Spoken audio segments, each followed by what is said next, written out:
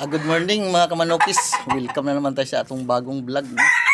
Mga kamanokis, ay ako po'y nagpasalamat kay Sir Waldy na siya talaga ang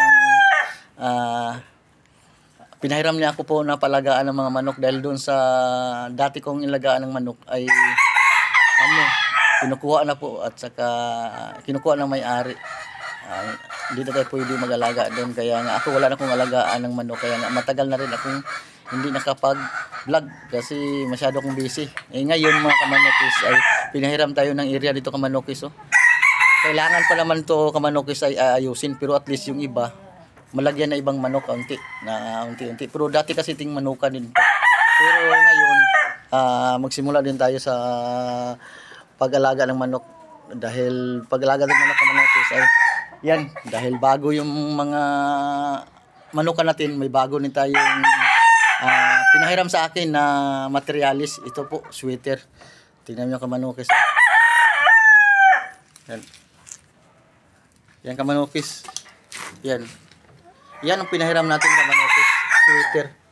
Golden boy mga manokis. Nanalo na rin siya. Yan o. Yan, nakagwapo.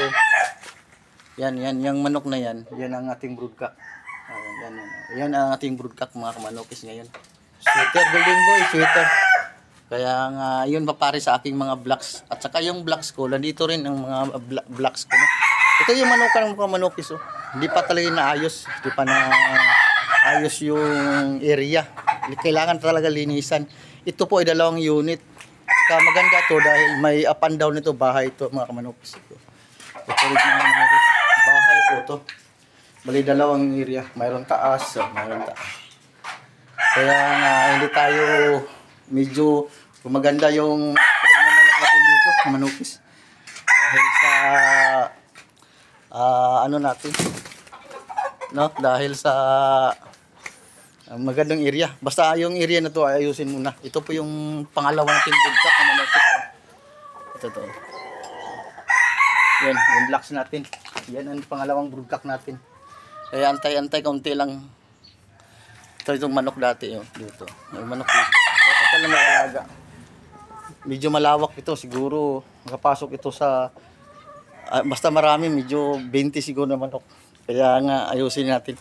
Kaya ako, nagsisimula pala ako ngayon dito sa lipat. Yung araw na to, kalilipat ko lang talaga. At saka kalilinis ko lang.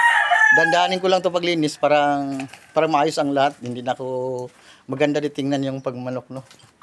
Kaya yung iba, dinala ko na dito yung aking mga manok. Kaya kamanokis, no, thank you, Sir Waldy. Sir Waldy talaga, thank you, sir. Mabuhay ka hanggat gusto mo, sir. Thank you, maraming salamat. Sa puso ko talagang pasalamat sa iyo. Dahil sa pahiram mo akong manok na pakabait ko talagang tao.